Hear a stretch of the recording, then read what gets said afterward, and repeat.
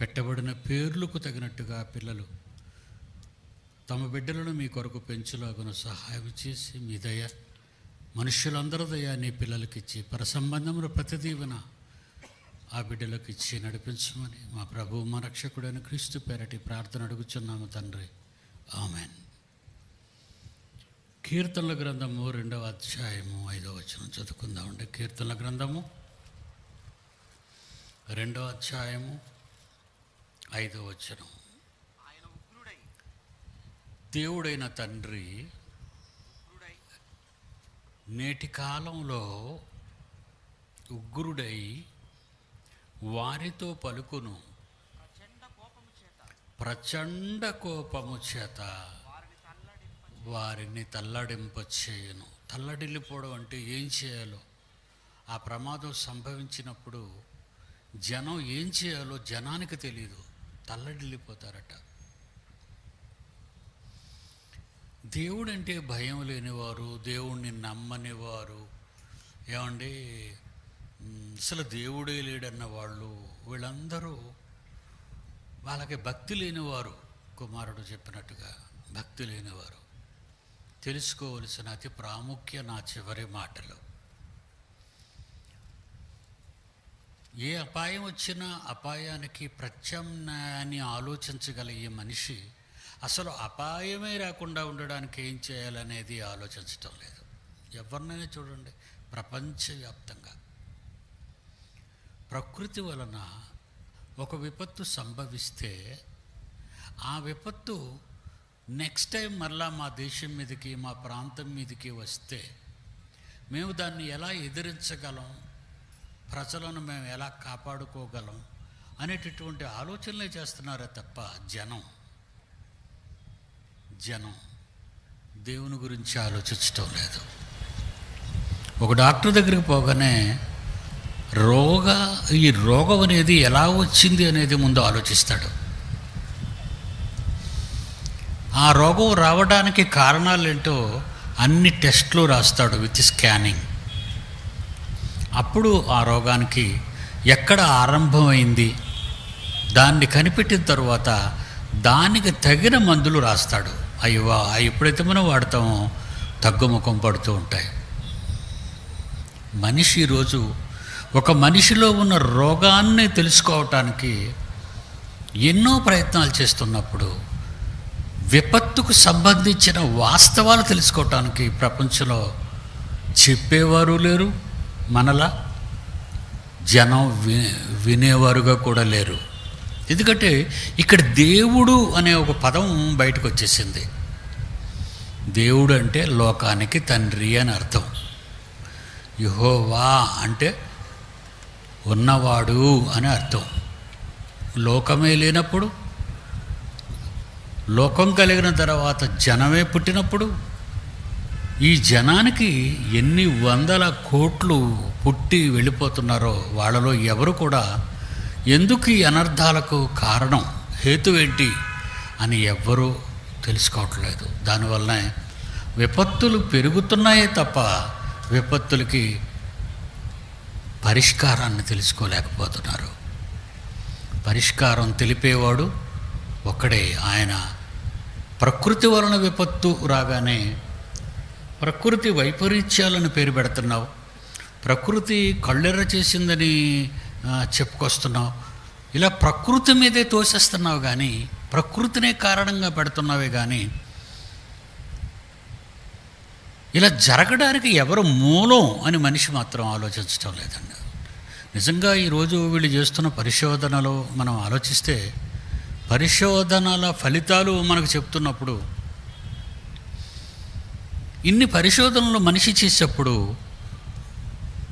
ప్రకృతి ఎందుకు ఇలా విలపిస్తుంది, తప్పిస్తుంది, కన్నీరు కారుస్తుంది, మదన పడుతుంది, క్షీణిస్తుంది, నాశనానికి పరిగెడుతుందని ఈ పదాలు మనం వాడుకుంటామే తప్ప ఆలోచించాం, పరిశోధనాత్మకమైన దృష్టి పెట్టాం. ఎందుకంటే ప్రకృతి గురించిన రహస్యాలు మనిషికి ఎప్పటికీ తెలియదు.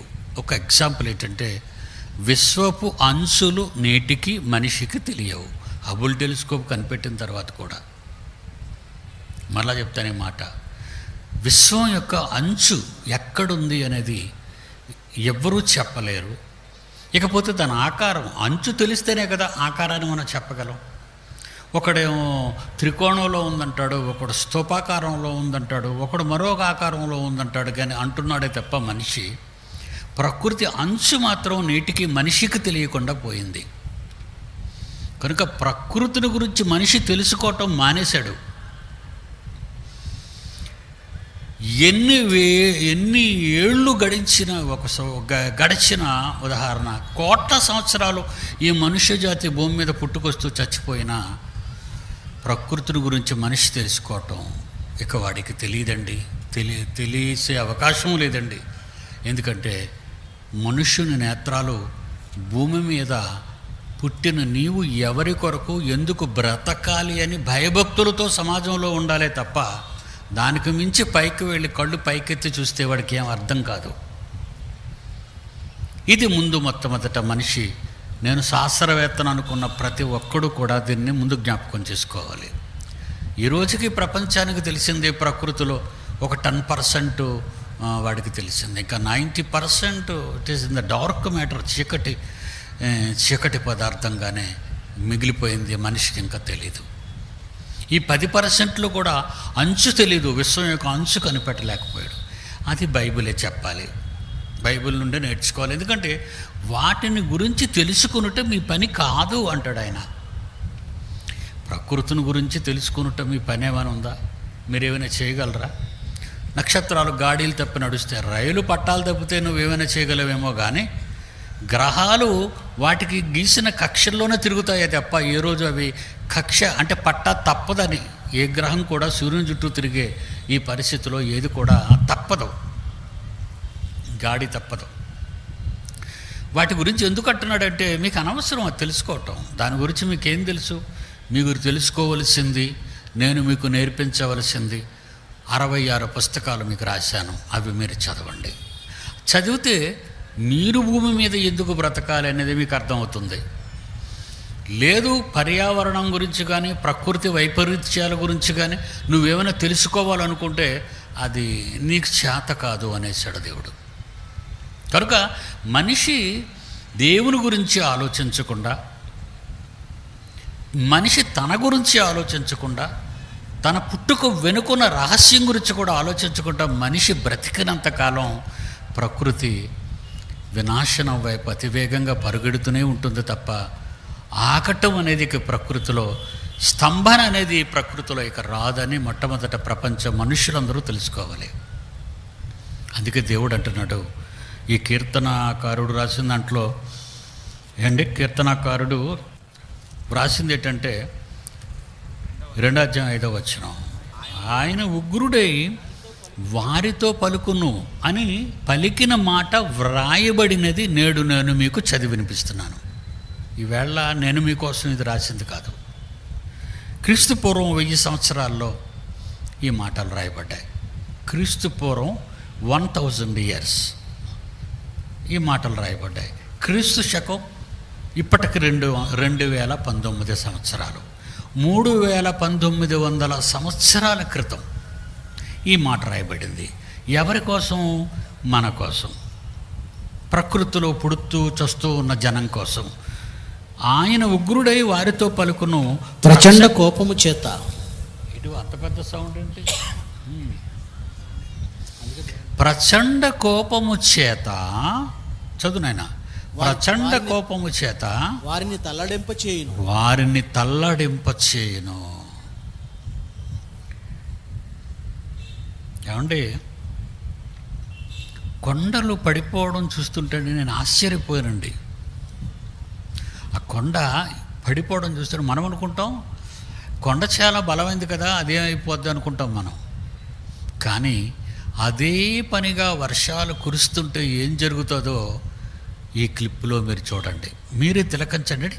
ఈ ప్రకృతి వైపరీత్యం ఎందుకు జరుగుతుంది, ఎవరి కొరకు జరుగుతుంది, చూసిన వారు ఏమి నేర్చుకుంటున్నారు, చూసిన వారు ఏమి తమలో ఉన్న తప్పులను ఎలా తెలుసుకొని మారగలుగుతున్నారు అని దేవుడు మనుషుల మధ్య జరిగిస్తున్న ఉపద్రవాలు లేదా ప్రకృతి వైపరీత్యాలు అని మనం చెప్పొచ్చు. Lights off, lights off. స్పీడ్గా ఉండండి. Lights off.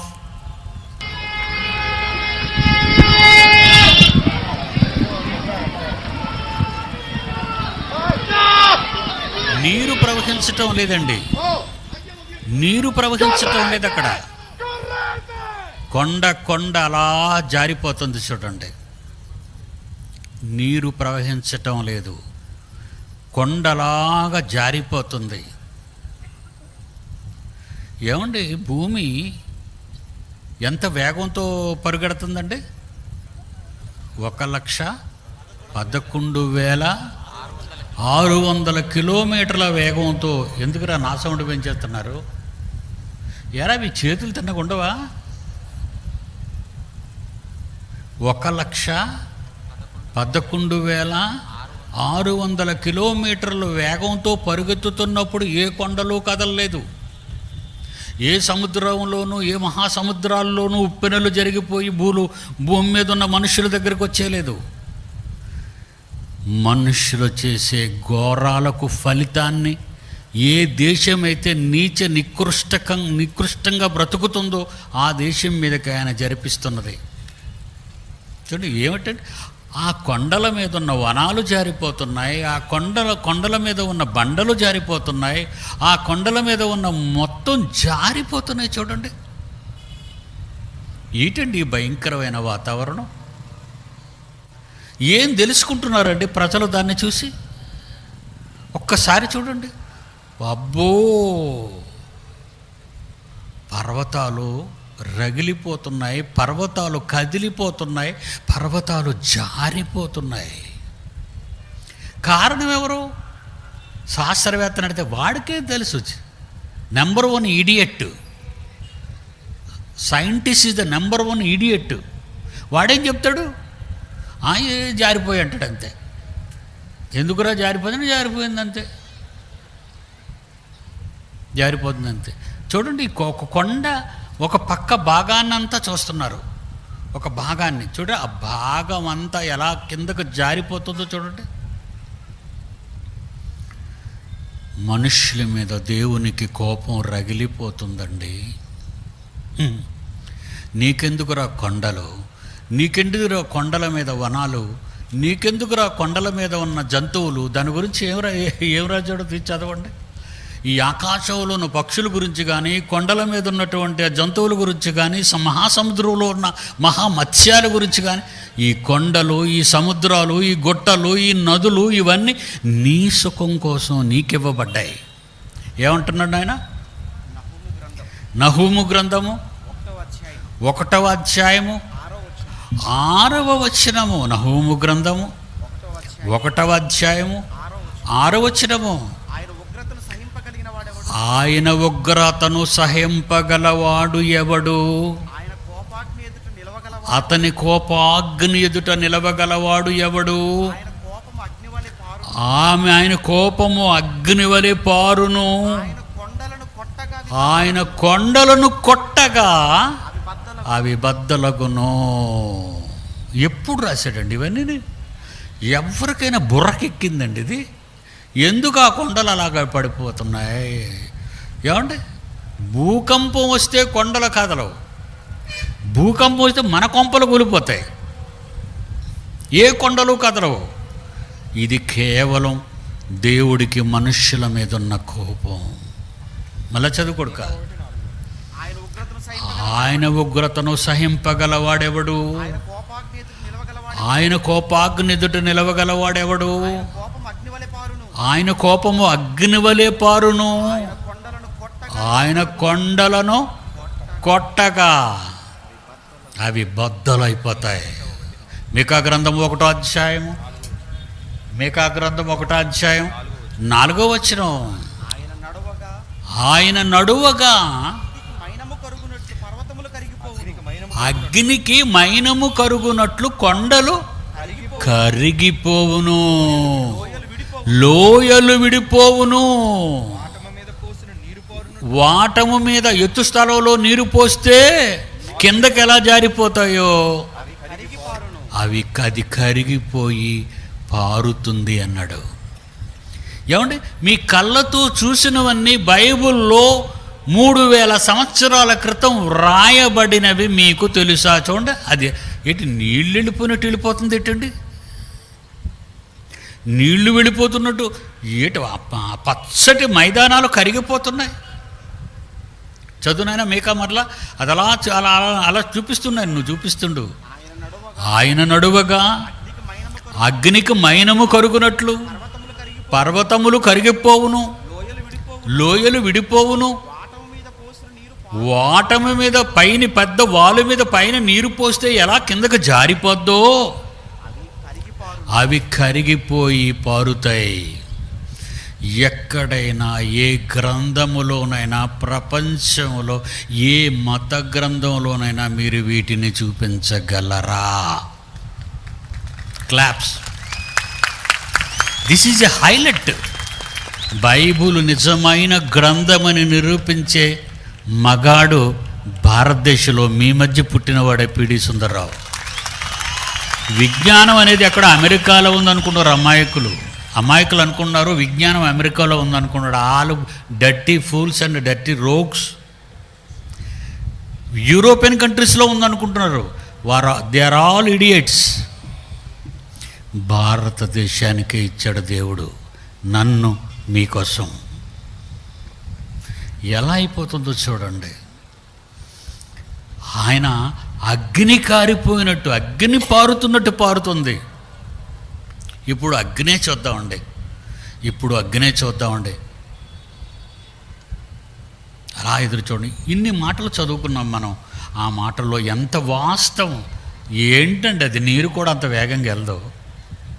అగ్ని పర్వతాలు పగిలిపోయి ఆ లావ అనేది ఆ కొండల మీద వెళ్ళి పారుతూ ఎంత వేగంగా వెళ్ళిపోతావు చూడండి. మనుషులు అక్కడ చిన్న చిన్న కదలికలు కనబడుతున్నాయి. మనుషులు కింద నదిగోండి ఎంత ఎత్తులో పారుతుందండి. అబ్బా, ఏం ఎగురుతుందండి అది. కీర్తనల గ్రంథము లైట్స్ ఆన్ ఉంచారండి. క్లిప్స్ ఉంచు. కీర్తనల గ్రంథము 98వ అధ్యాయం 9వ వచనం చూడండి ప్రియులారా. కీర్తనల గ్రంథము చూడండి. పచ్చటి అందమైన దేవుడు సృష్టించిన ఈ ప్రకృతిలో నీరు వచ్చిందంటే నమ్ముతాం, కానీ కొండలు కరిగిపోయి వాళ్ళ సంపాదన వాళ్ళ రోడ్ల మీదకి, వాళ్ళ నివాసాల మీదకి, వాళ్ళు తిరిగే కార్ల మీదకి వస్తుందండి. ఇది ఏదో సినిమాలో హాలీవుడ్ సినిమా అనుకుంటున్నారా? ఒరిజినల్ ఇది సినిమా కాదు. దేవుడు చూపించిన పచ్చి నిజాలు. హవాయి, అమెరికా ఎంత భయంకరం అండి.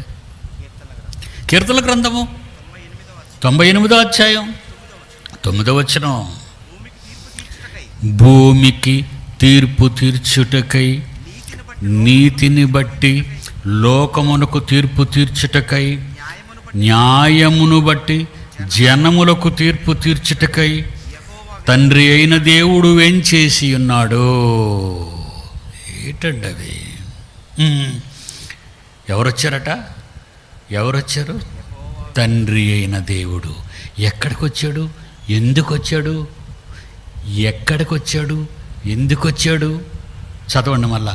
భూమికి తీర్పు తీర్చుటకై, నీతిని బట్టి లోకమునకు తీర్పు తీర్చుటకై. అవినీతి, అక్రమాలు, అన్యాయాలు, పదవీ కాంక్షలు, ఎకరాల పంట దోపిడీ, ఇండియన్ కరెన్సీ విదేశీ బ్యాంకుల్లో దోపిడీ, దాచుకోవటాలు, ప్రపంచ దేశాలన్నీ అలాగే తగలబడ్డాయండి. అందుకే తగలబడుతుంది చూడండి. ఏంటండి, కారిపోతుంది. ఒక పుండులో కూడా రసి కారిపోతున్నట్టుగా. మనిషి కర్రల్లో పెట్టి కాలుస్తుంటే, కట్ల మీద కాలుస్తుంటే మనిషి చర్మం ఉడిగిపోయి ఆయిల్గా కిందకు జారుతుంటే ఎలా జారుతుందండి, కరిగిపోతుంది. ఎందుకంటే ఆయన దిగాడు భూమి మీదకి. ఈ భూమికి సరి అయిన బుద్ధి చెప్పాలి. ఎంతమంది వచ్చి వీళ్ళకి చెప్పినా వీళ్ళు మారే దశలో లేరు. పైగా మతం అనే ముద్ర వేస్తున్నారు ఉగ్రవాదులు. మతం రా ఇది మతమా? చూస్తుంటే గుండె చెరువైపోతుంది. మట్టే కారుతుంటే, కరిగి కారుతుంటే నువ్వెంతరా? ఈ మానవ దేహం 6 అడుగుల దేహం ఇలా కరెంటు పెడితే చాలు, తప్పరుగా పడిపోతావు, డబ్బులు కిందన పడిపోతావు. నిన్ను మాయం చేయడానికి ఒక క్లిప్పు చూపిస్తాను చూడండి. పాపం ట్యాంకర్ మీదకి వెళ్తాడండి. ఇది ఎన్ని ఓట్స్ ఉంటుంది అనుకుంటున్నారు ఇప్పుడు? ఇది 3004 ఫారెన్హీట్, 3400 ఫారెన్హీట్ డిగ్రీస్ అండి. భూమి ఇప్పుడు లోపలది కదా, భూమి లోపల మనకు తిరుగుతున్న లోపల భూమి కరుగుతుంది, మండుతుంది లోపల భాగం అంతా కూడా. ఆ మండేది బయటకు వచ్చాడని ట్రై చేస్తుంది, అప్పుడు అది బయటకు వచ్చినప్పుడు దాని ఉష్ణోగ్రత తెలుసా? 3400 ఫారెన్హీట్ డిగ్రీస్. పాపం ట్యాంక్ మీదకి వెళ్ళాడు వీడు. ఆఫ్టర్ ఆల్ మన టెంపరేచర్ ఏమాత్రం అండి, మన టెంపరేచర్ ఏమాత్రం. ఇప్పుడు 42 వచ్చేసరికి ఇప్పుడు తలతల్లాడిపోతున్నారు, భయపడిపోతున్నారు, బయటకు వెళ్ళడానికి భయపడతారు. ఇంకా చూడండి, మనకి ఇంకా పండగ ఉంది, ఏప్రిల్ తర్వాత మే అసలు పండగ. అప్పుడు గుడారాల పండగ కాదది, క్రిస్మస్ పండగ కాదది, గుడ్ ఫ్రైడే పండగ కాదది, Friday, human beings Friday. Chicken fry, mutton fry, human fry. ఆడు పైకి వెళ్ళాడండి. హై వోల్టేజ్ వైర్ ఉందండి పైన, అదిగోండి. ఎలా చూడండి, బొమ్మ వీలైతే పెద్ద చేయకూడక, అదిగోండి. మరి అది అలా ఉంచి బాగుంది చూడండి. ఆ పక్క పైనుంచి చూడండి, కరెంటు వైర్లు చాలా హెవీ లైన్స్ వెళ్తున్నాయి. పాపం వీడు డ్యూటీ ప్రకారంగా పైకి వచ్చేసాడు. ఎంతలో కనబడు అంతలో మాయమైపోవు ఆవిరి. రెడ్ చొక్కా వేసాడు చూడండి, అడుగు కనబడుతున్నాడు కదా. వెనక్కి చేరబడతాడు పాపం చూసుకోకుండా.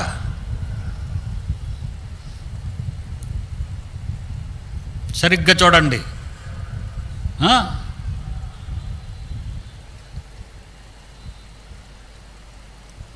ఇది కిందకు వచ్చేసరికి అది డొక్కుపడినట్టుంది కదా. ఎంతలో కనబడు అంతలో మాయమైపోయేవాడు. Any person in America, in India, Pakistan, China, ఎవడైతే 6 అడుగులు 3 అడుగులు వెడల్పు 6 అడుగులు గొయ్యా వీడికి.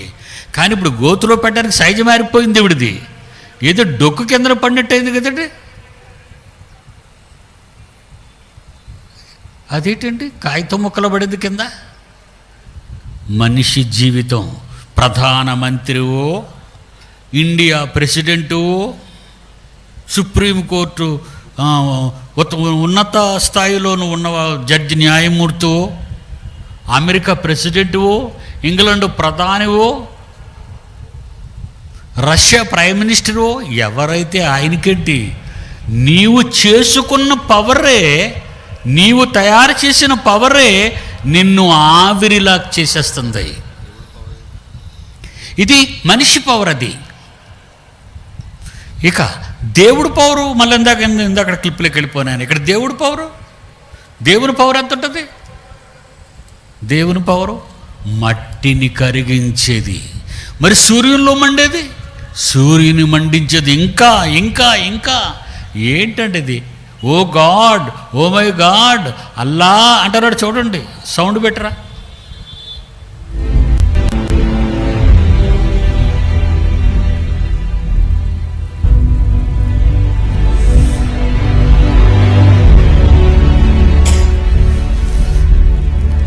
లోపలున్న మంటలన్నీ బయటకు వచ్చే వేళే భూమి అగ్ని కొరకు నిలువ చేయబడింది. చెప్పేశాడు, అది కూడా చెప్పేసాడండి. ఇందాక చెప్పాడు కదండి. పేతురు రాసిన 2వ పత్రిక 3వ అధ్యాయము, పేతురు రాసిన 2వ పత్రిక 3వ అధ్యాయము 8వ వచనం చదువునాయనా. 10వ వచనం. పంచభూతములు గాలి, నీరు, అగ్ని, నేల, ఇంకోటి ఏంటి? ఇంకోటి పంచభూతాలు అంటే అడుగుతున్నాను నేను. నింగి, నేల, నీరు, నిప్పు, గాలి. ఇప్పుడు చదువు. పంచభూతములు మిక్కుటమైన వేండ్రముతో లయమైపోతుంది. చూడండి, మట్టి కరిగిపోయి నీళ్లులో ఎగురుతుంటే ఆ నీళ్లు మనుషులున్న ప్రదేశానికి కొండ నుంచి పొంగిపోయి పారుతుంటే నీ టెంపరేచర్ ఎంత? ఎక్కడికి పరిగెడతావు? నీవున్న ఈ నేలే లోపల మంటలమయమై ఉంది. ఇప్పుడు నీవున్న ఈ నేలే ఆ మంటలు ఉండలేక ఏ దేశం ఘోరం చేస్తుందో ఆ ఘోరం జరిగిన దేశం మీదకి రప్పిస్తున్నాడు దీన్ని. చదువు నాన్న. 7వ వచనం.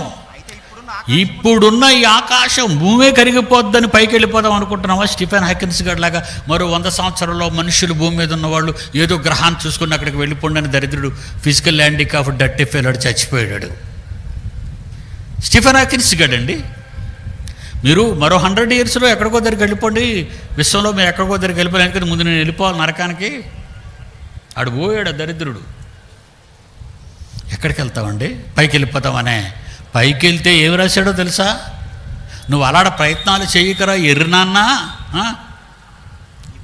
ఇప్పుడున్న ఆకాశం, ఈ భూమి, ఈ మధ్యనున్న ఆకాశ నక్షత్రాలు, నక్షత్ర మండలాలు ఇవన్నీ కూడా ఏమైపోతాయి?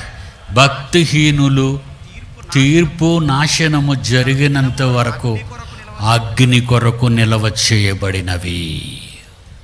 ఆడ సూర్యుడు పక్క వెళ్తావా మండిపోతావు, సూర్యుని దాటి వెళ్తావా అవన్నీ సూర్యుడి కంటే పెద్దవరా, సిట్టి కన్నా. నక్షత్రాలు అంటున్నావు, ఏదో నీకు రాత్రులు చూడగానే తెల్లగా ఉందనుకుంటున్నావేమో నువ్వు. దగ్గరికి వెళ్తే ఈ సూర్యుడు కూడా పనికిరాడు. దగ్గరికి వెళ్తే సూర్యుడు కూడా పనికిరాడు. అంత భయంకరమైనటువంటి అగ్నితో మండుతున్నవి అవన్నీ. ఏమంటున్నాడు? ఇప్పుడున్న ఆకాశము, నీవున్న ఈ భూమి, భక్తి లేని భూమి మీద భక్తి లేని మీకు తీర్పు నాశనము జరుగు దినము వరకు అగ్ని కొరకు నిలువ చేయబడినవి. భయం ఏంటి లేదా మీకు? మనకేటండి భయం? ఎప్పుడో కథ కాలిపోతాం. ముందు ఇప్పుడు దేవుణ్ణి తగలబెట్టేద్దాం అనుకుంటున్నావా నువ్వు? యోబు గ్రంథం 12వ అధ్యాయం, యోబు గ్రంథం 12వ అధ్యాయం 15వ వచనం చూడండి ప్రియులారా. యోబు గ్రంథం 12వ అధ్యాయం 15వ వచనం. ఆలోచించుము, ఆయన జలములను బిగబట్ట. బాగా వినాలి మీరు. శాస్త్రవేత్త సన్నాసులకు తెలియని సత్యాలు. సన్నాసులు ఎందుకన్నానో తర్వాత చెప్తాను మీకు. శాస్త్రవేత్తల సన్యాసులకు తెలియనివి. ఇప్పుడు సన్యాసులు దేశం వెళ్తే ఇప్పుడు మనం బతుకేమైపోతాం చూడండి. సన్యాసులు దేశాన్ని పాలించగలరా? సన్యాసికి భార్య ఉండరు, పిల్లలు ఉండరు. ఆ సన్యాసి పాలకుడైతే బాగా వినాలి, సన్యాసికి భార్య ఉండదు, family, no children, no wife. కుటుంబాన్ని ఏలనివాడు దేవుడు అన్నమాట. కుటుంబమును ఏలనివాడు రాజ్యమును ఎలాగో పాలించును. రాజ్యం అంటే సంఘం. కుటుంబాన్ని ఏలనివాడు రాజ్యమును, దేవుని సంఘమును, దేవుని పిల్లలను, రాష్ట్ర పిల్లలను, దేశ పిల్లలను, ఆయా దేశాల పిల్లలను ఎలాగూ ఏలగలడు. సన్యాసి ఏలిక కాకూడదు అని బైబిల్ చెప్పేసింది. ఇండియన్ గవర్నమెంట్ మమ్మల్ని పిలిస్తే మేము వెళ్ళి కూర్చుంటాం, 1 డజన్ మంది అక్కడ. ఇండియన్ గవర్నమెంటు మహానుభావులారా, దయచేసి మీరు ఒకసారి ఢిల్లీ రండి. ఈ మా ఇండియాలో ఉన్న శాస్త్రవేత్తలందరినీ పిలిపిస్తాం. ప్రపంచంలో నుంచి కూడా డెలిగేట్ శాస్త్రవేత్తలు, ఈ అవసరమైతే నాసా కానీ యూరోపియన్ స్పేస్ ఏజెన్సీ వీళ్ళందరినీ పిలుస్తాం. మీరు మాకు మంచి సలహాలు ఇవ్వండి అని అడిగితే ఇవే చెప్తామండి. ఏం చెప్తామో తెలుసా? ఒక సన్యాసి భార్య ఉండదు, ఒక సన్యాసికి భార్య లేదు కనుక పిల్లలు ఉండరు. కుటుంబాన్ని ఏలనివాడు తీయండి, బైబిల్ ఎక్కడుందో మరి మొదటి వాళ్ళకి తిమోతి. చెప్పాలా, వాళ్ళకి చెప్పాలి కదా పాపం, వాళ్ళ అమాయకులు అలా చూస్తున్నారు బైబిల్ మొదటి ఎక్కడుందని. మొదటి తిమోతి ఆ? మొదటి తిమోతి మొదటి తిమోతి. ఒరే బాబు, దానికి బేస్ ఇవ్వడం మానేయండి, ట్రెబుల్ ఇవ్వండి, వాయిస్ వినపడుతుంది. బేస్ అంటే డప్పుల శబ్దాలు వినపడతాయి. 3వ అధ్యాయము అది చూ ఎంత క్లారిటీగా ఉందో. నువ్వు చెవుడు సన్నాసలాగా ఉన్నావు అక్కడ. 5వ వచనం. ఆ. ఎవడైనను తన ఇంటి వారిని ఏలనేరకపోయిన ఎడలా అతడు దేవుని సంఘమును ఎలాగు దేవుని సంఘం అంటే ఏంటి? దేవుని పిల్లలున్న సామ్రాజ్యం, దేవుని పిల్లలున్న మహాసామ్రాజ్యం, భూమండలం. ఒకడు తన ఇంటిని ఏలనేరకపోయిన ఎడలా అతడు దేవుని సమాజాన్ని, దేవుని పిల్లలను ఎలాగూ పాలించగలడు? నువ్వు దేవుడిని ఒప్పుకుంటే ఒప్పుకో, లేకపోతే పోరా, కోనికిస్కా, మాకు అవసరం లేదు. నువ్వు ఒప్పుకుంటే ఒప్పుకోరా, లేకపోతే పోరా. ప్రపంచంలో ప్రతి మనిషి దేవుని కుమారుడు. నువ్వు సన్నాసివి, నీకు భార్య లేదు, నీకు పిల్లలు లేరు, నువ్వేం పరిపాలిస్తావు? అందుకే మన భారతదేశంలో సన్యాసుల పాలనలోని రాష్ట్రాలు అతాకుతలం అయిపోతున్నాయి.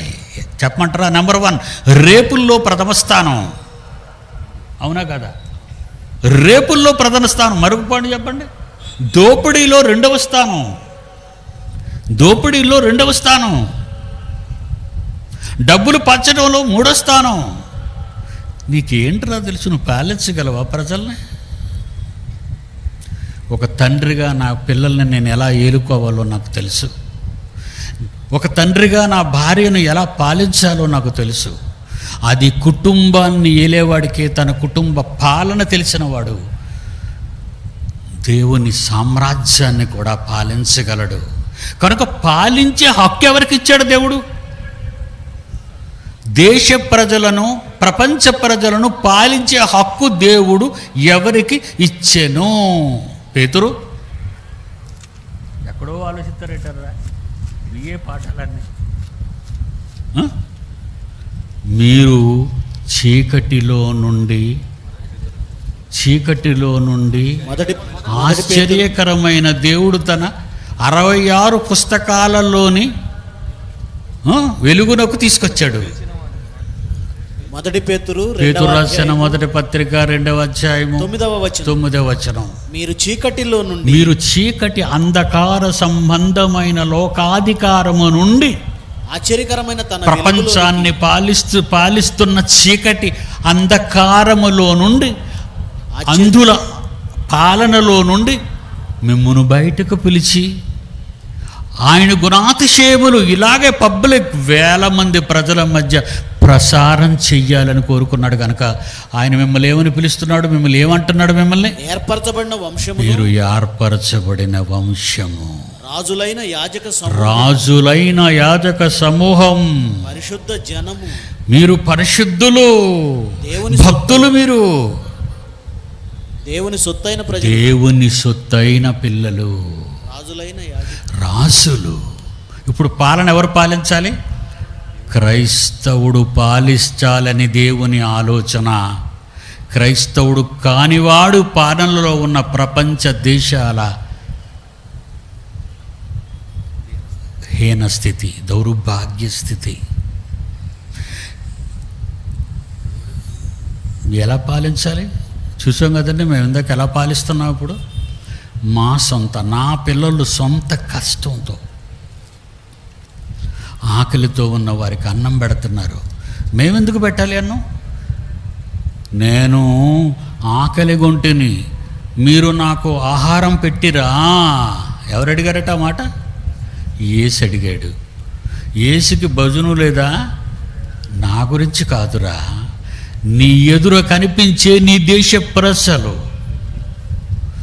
నీ ఎదుట కనిపించే నీ దేశ ప్రజలు ఆకలితో అలమటిస్తున్నారే, వాళ్ళకి అన్నం పెట్టావా? నేను దప్పిగొంటిని, నాకు నీళ్ళు ఇచ్చారా? నువ్వెప్పుడు దప్పికొన్నావు ప్రభువా?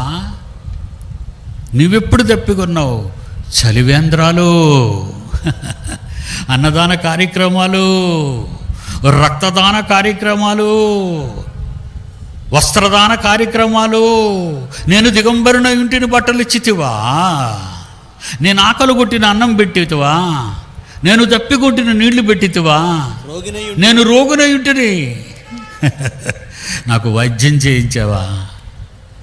ఏమండి, ఈ దేశంలో ఉన్న 8 రాష్ట్రాల్లో నా పిల్లలు చేస్తున్న సమాజ స్థాపన, ఇండియన్ కాన్స్టిట్యూషన్ ఇచ్చిన హక్కు, ఈ మహా కార్యక్రమాలు చేస్తుంటే మత ఛాందస్సవాద దుర్మార్గ కిరాతకులు ఏమన్నారో తెలుసండి, ఇలా చేసి మతంలో కలిపేసుకుంటున్నారు. కారు కోతలు కూసినా, పిచ్చి కుక్కలు అరిసినా ఆ కోతలు పట్టించుకోక నా పిల్లలు ప్రాణాలైనా ఇవ్వడానికి వచ్చారు. మీరు మత ఛాందస్సువాదులుగా చస్తూ మీ చుట్టూ ఉన్న వారిని చంపడానికి ఇష్టపడతాడు ఒక ఉగ్రవాది, ఒక తీవ్రవాది. మేము క్రైస్తవులమని, దేవుని పిల్లలమని చెప్పుకుంటూ మేము చచ్చిపోతూ అనేక మందికి ప్రాణాలు పోస్తాం, అనేక మందికి అన్నం పెడతాం, అనేక మందికి దప్పిక తీరుస్తాం, అనేక మందికి ప్రాణం నిలబెడతాం. మేము రక్తదానాలు చేస్తామండి, మేము రక్తదానాలు చేస్తాం. ఈ రక్తము మాత్రము మా క్రైస్తవులకే ఇవ్వవలను అని ఖండించకూడదండి. అక్కడ మా దేశంలో ఉన్న ప్రతి హైందవులు మా సోదరులు, మా భారతీయులు. ఈ దేశంలో ఉన్న ప్రతి ఇస్లాము వారు మా సోదరులు, హైందవ సోదరులు, ఇస్లాం సోదరులు. దేవుని నమ్మని వారు ఎవరైనా ఉంటే వారు మా సోదరులే, వారికి పెట్టండి. చూడండి, రక్తం ఇవ్వడానికి ఎంత జనం అండి. చెయ్యాలి కదండి. ఎవడు పాలించాలి? రక్తం ఇచ్చినవాడు పాలించాలి, అన్నం పెట్టినవాడు పాలించాలి, దప్పిక తీర్చినవాడు పాలించాలి, ఆరోగ్యం ఇవ్వటానికి మందులు ఇచ్చినవాడు పాలించాలి, అన్నం పెట్టేవాడు పాలించాలి, రక్తం ఇచ్చేవాడు పాలించాలి, గూడు ఇచ్చేవాడు పాలించాలి, బట్టలు ఇచ్చేవాడు పాలించాలి. ఏవే ఇవ్వన కిరాతకులు ప్రజల సొమ్మును దోపిడీ చేస్తున్న దొంగలు పాలిస్తున్న దేశాలున్న ప్రపంచం ఇది. ఏమై రైట్? మేము చేసేవి చూపిస్తున్నాం. మా మీద నింద వేసే ప్రతి కుక్క చేసి చూపించండి రా, చేసి చూపించండి. ఇది ప్రారంభ శతాబ్దపు యేసుక్రీస్తు విప్లవపు జ్వాల.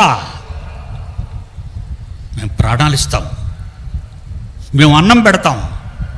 మాకు ప్రభుత్వం నుంచి ఏమీ లేదు, ఇది మా కష్టార్జితం. మేము కష్టపడి సంపాదించిన, మా చెమటోడ్చి సంపాదించిన మా డబ్బుతో మేము చేస్తున్నవి ఇవన్నీ. అందుకే ఇంకా ఈ భూమి నిలబడింది. లాస్ట్ వర్డ్ జాగ్రత్తగా వినండి. ఈ భూమి ఇంకా ఇలా ఊపిరి పోసుకుంటుంది అంటే మేము ఉన్నంత వరకు ఈ భూమి దేవుని వల్ల కాపాడబడుతుంది. లేకపోతే నువ్వు ఉండవురా. కొందరైనా లేకపోతే నువ్వు బతికి బట్ట కట్టలేవురా. చెయ్యి. యోబు గ్రంథము 12వ అధ్యాయం 15వ వచనము. ఆలోచించుము, ఆయన జనములను బిగబట్టగా అవి ఆరిపోవును, వాటిని ప్రవహింపనీయక భూమిని ముంచివేయును. అవి ప్రవహించాయి, భూమిని ముంచుతాయి, కానీ తాగడానికి మాత్రం నీళ్ళు ఇవ్వరు అన్నాడు. ఏమంటే అది మీకు అర్థమైందా పాయింట్? ఏమన్నాడు? ఆయన జలములను బిగబెట్టగా అవి ఆరిపోయి నీకు తాగడానికి నీళ్ళు లేకుండా చేసేస్తాను.